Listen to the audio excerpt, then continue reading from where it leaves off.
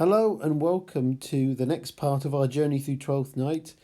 After I said I was going to be making loads more, I lost my voice for about a week. So that was very helpful, wasn't it? So anyway, I've managed I've managed to get my voice back and make my next video. So I'm sorry about that. You won't necessarily notice if you're watching it in the future, but you know how these things work. Anyway, here we go. We're going to go into Act 3, Scene 3. So straight into it, it's a really short scene. We've got Sebastian and Antonio, and if you're anything like me, then you will probably ship Sebastian and Antonio.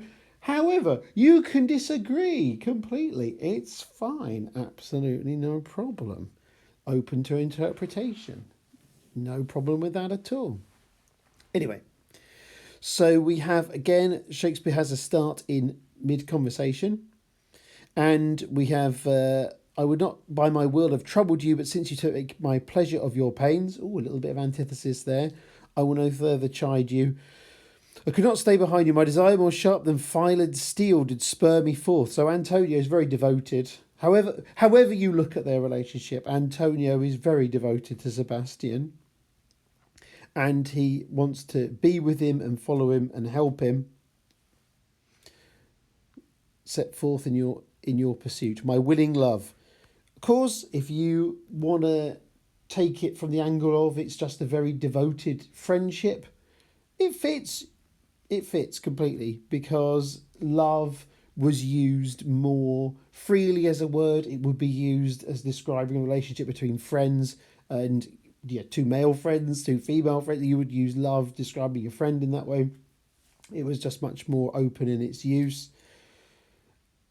But anyway, he is devoted to him, whichever way you look at it. And Sebastian, my kind Antonio, I can no other answer make but thanks and ever thanks. It's a lot of repetition there, isn't it? We've got a nice little bit of... Actually, it's a little bit of incrementum. I didn't highlight it, but there is a sense of build-up there as well. What's to do? Shall we go see the relics of this town? Again, they could be going around looking at the tourist, what are they called? The sightseeing. That's the word. I couldn't even think of the word. Sightseeing. They could go and look at the famous monuments and famous sites of the town together. Again, could be just completely as friends, possibly. But best first to go see your lodging. They're going to stay there.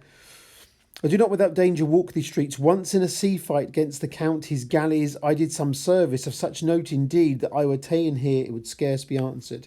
So Antonio has a bit of a past.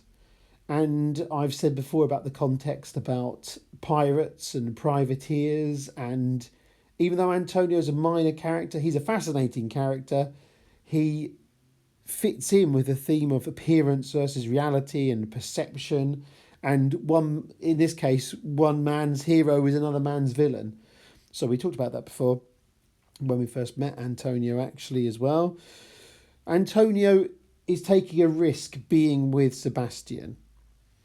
Belike you slew a great number of his people. The offence is not of such a bloody nature, albeit the quality of time and quarrel might well have given us bloody argument. So you say, well, I haven't actually killed anybody. It's not quite as bad as that, but it was still pretty bad.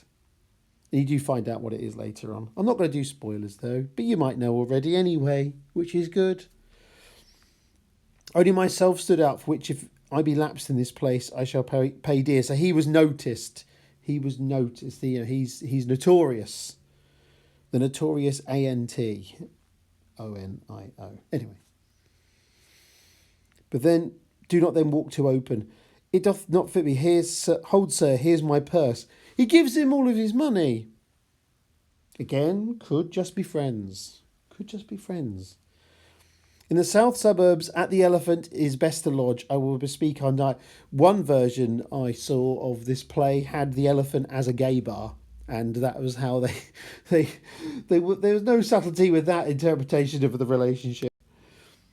Again, completely valid, all valid. Your interpretation is as valid as anybody else's, as long as it's based on the evidence from the text. Whilst you beguile the time and feed your knowledge with viewing of the town, there shall you have me. Again, some productions take that in a particular way. Again, because of YouTube, I'm not going to spell it out, but you can think it again. Your view's valid. Either way, why are your purse? Happier eyes shall light upon some toy you have desire to purchase. Even though it's fun to imagine Sebastian going to buy some Lego or something like that, it just means some kind of, probably a souvenir of some kind.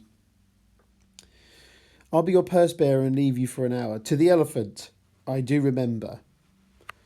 They exit in different directions. So, nice little scene. I suppose really Shakespeare is doing this to remind you Sebastian is in the area. He's actually getting closer to where Viola is as well. Viola's location. Anyway, that's it. Tiny scene.